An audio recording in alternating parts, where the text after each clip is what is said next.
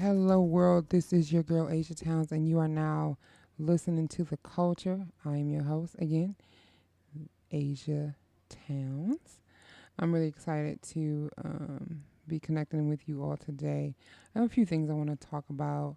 I know it's been a little minute, but I'm up in it. I'm doing a lot of work for the culture, and as well as being a mom and working full time, and just really trying to be the best at everything that I'm doing currently in my life. So let's get right to it. I have a few topics that I want to cover today, and that is Michael Bennett in the NFL, David Banner. And also, I wanted to talk about a little bit more about the mental health in the Black community and how it's taboo and how we all need to look out for one another regarding that. My former episode where I spoke about it, I was trying to go from a script, to be honest with you, but then at some point, I just was like, let me just be honest and open up and connect with the people, you, and you. And I got some feedback, which I'm really grateful for. And please provide feedback all the time whenever you want, because I greatly appreciate it and accept it all. But yeah, so Michael Bennett. Michael Bennett is a NFL player. He is a defensive end for the Seattle Seahawks, if I'm not mistaken. And just recently, he was racially profiled by the Las Vegas Police Department. I just think it's very interesting, this whole story, because the police department union sent Roger Goodell, the commissioner of the NFL, a letter urging him to investigate the quote-unquote false claims of Mr. Michael Bennett. And situations like this happens, unfortunately, all the time to our Black brothers and sisters. However, from my understanding of the situation that occurred, he was racially profiled, and they put a gun to his face, and just using excessive force as they do. And then they put him in the squad car and released him once they found out who he was. I don't understand. I really do not understand. Not to take away from his experience, but like, what about Sandra Bland? Why didn't they release her? She was a teacher. She was, I just have so many thoughts on this whole situation. I'm glad he's free. I'm glad he's alive, first of all, to be honest with you. There's so many countless names that I feel that should be alive and that we all feel should be alive, but they aren't. So I'm glad that he made it out, and that, he has a, huge following and backing in this situation. And even while talking about him, I want to talk about Colin Kaepernick, who is currently still unemployed, simply for protesting. And I don't understand. And if you're any feelings on these subjects, please feel free to follow the culture on Twitter, on Instagram at @the_culture now.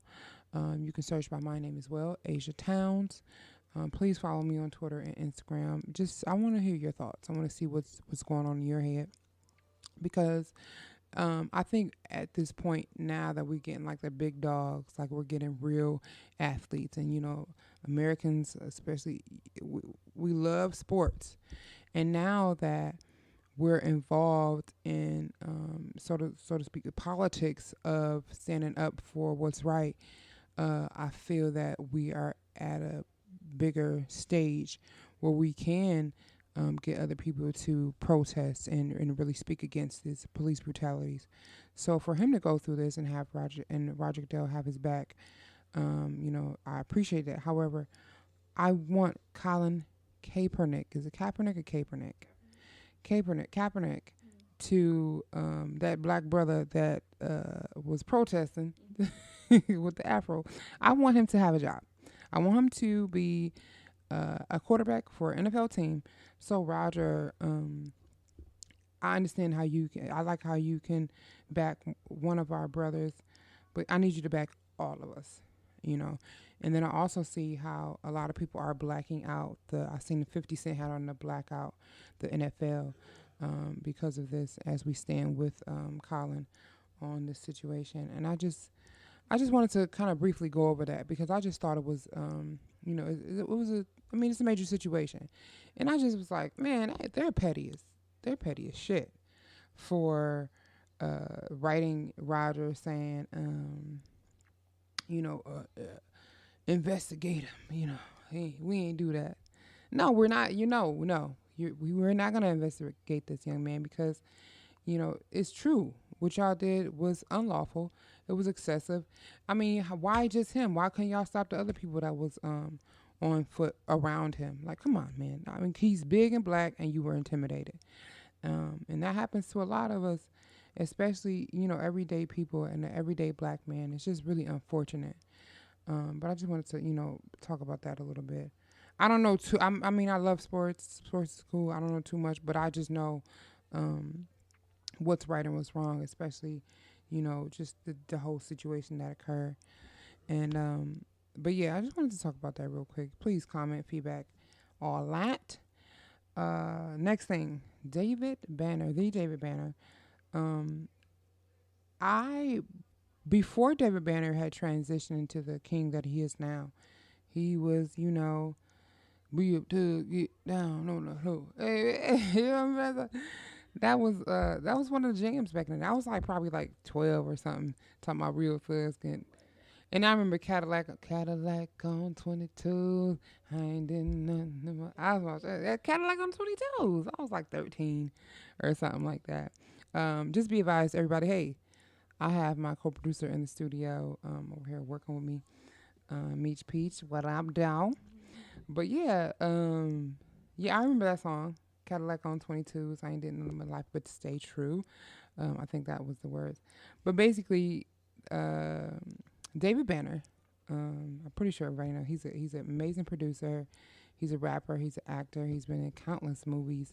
He's been around for years, and now he has changed his ways, so to speak. He has become awakened and is more conscious of who he is and who's around him and what he's on earth to do, his purpose in life.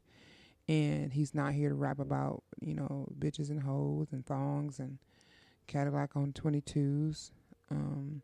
He's literally at this point in his life, really staying true to who he is. He found himself. He found the God within him, and he has an album out called The God Box, and I was able to listen to it, and I really like it. So there's a few songs on there with like Big Crit and CeeLo Green. He has what's the guy's name? Don't Believe Me, Just Watch. What's the guy's name? Don't Believe Me, Just... Not Bruno Mars, the other dude. He said it before him. He's a rapper with the teeth. Oh God.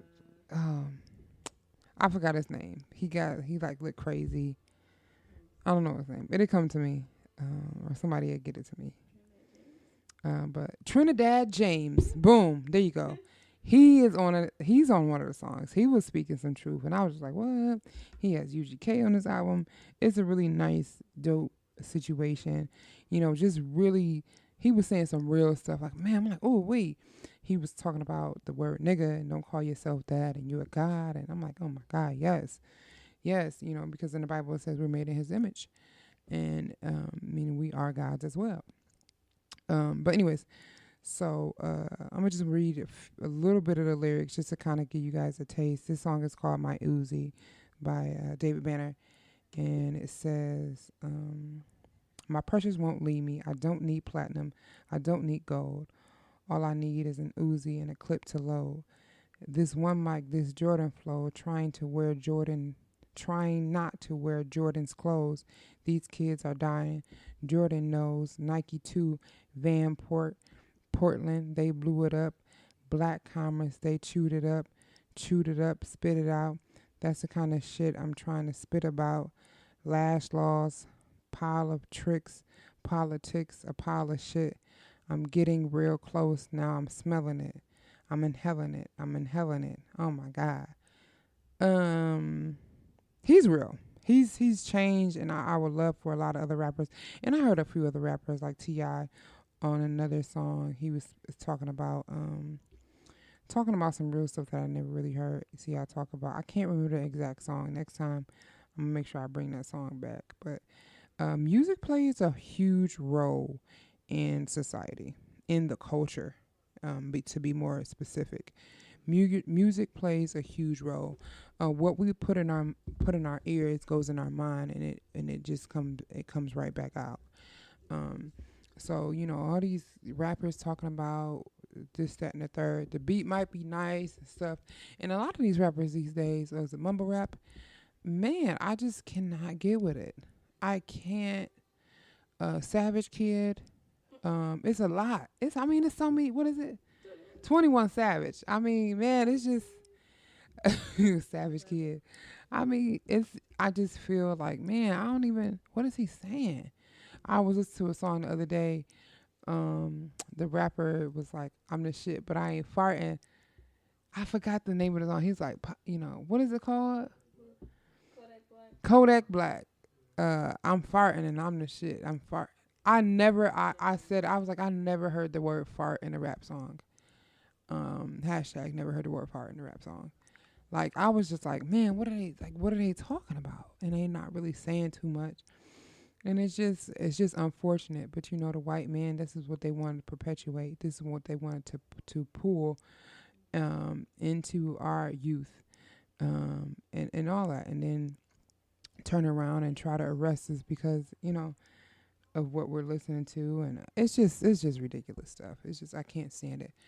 But yeah, definitely, if you guys can get a chance to listen to The God Box by David Banner, I would actually love to have him on the show.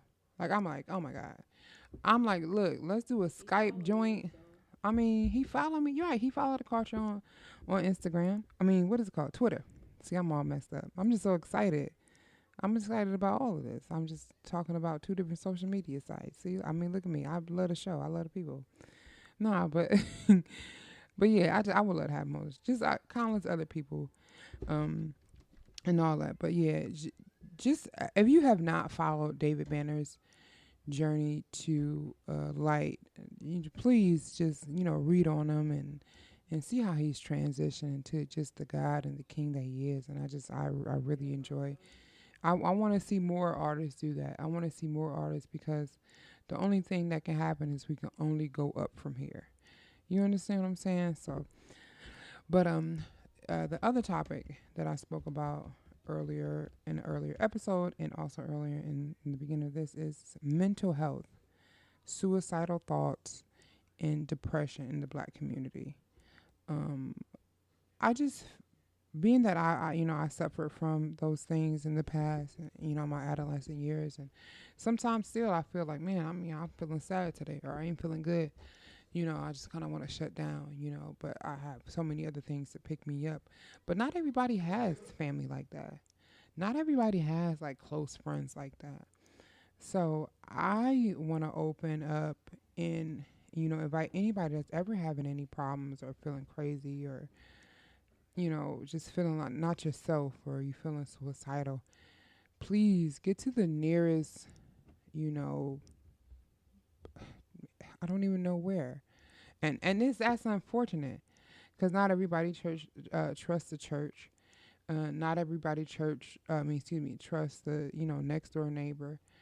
But there are actual numbers to call, different helplines that you can get. But if you cannot reach anybody, not trying to be funny, reach out to me.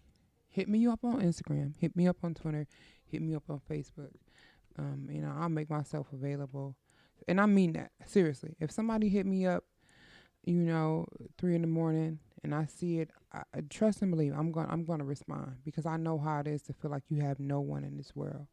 I know how it is to feel like you have no hope, nothing. You don't even want to get out of bed.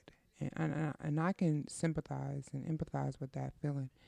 And we're going to talk more about it. I'm hoping to, not I'm hoping, I'll be getting a professional on, in future episodes to really converse about mental health in the Black community and how serious and severe it really is, and how some people are walking around hurting and don't even know it. They just think they having a bad day, and they just been having a bad day for the last 10 days. You know what I'm saying? There's really something, there's a chemical imbalance. There's really something going on with you. I don't know if it's the pride or what it may be. However, this is real. Not feeling like yourself, not feeling like you want to live. That is a real issue. And that's something that I want our people to be more open and understanding about. Because not all of us have issues, but as far as like that, or know how to deal with it. Or some people think it's just a joke. It's really not. That's really a problem. And in the Black community, we've been taught, oh, you just gotta be strong. You just gotta go through. You gotta just deal with it. And what if this person does not know how to deal with it outside of taking their own life? You understand what I'm saying? So just reach out to me. Love your feedback. I love you. You're worthy and you're worth it. And I appreciate, everybody tuning in and listening, because I'm doing this for the culture, for the people, to move the culture forward. And there was pun involved, about 43% pun. But yeah, I'm doing this for us, and I just want you guys to enjoy the show. And also, there's going to be some big things coming up soon here in Cleveland. I'll be in New York the 22nd through the 25th. I'm looking forward to connecting with the community there. Anybody in Philly, if you're listening, hit me up. I want to come to Philly. I want to go to St. Louis. I want to go to Chicago. And also, I want to send a special blessing and peace out to the people affected by Harvey and Hurricane Irma. I pray your safety, and I pray that restoration in your lives and your family lives. Again, this has been The Culture, and you're rocking with me, your girl, Aisia Towns. Peace and blessings. And don't forget to follow The Culture. And also, we're available on SoundCloud, iTunes, and Google Play Music. So, peace and blessings, and believe the culture.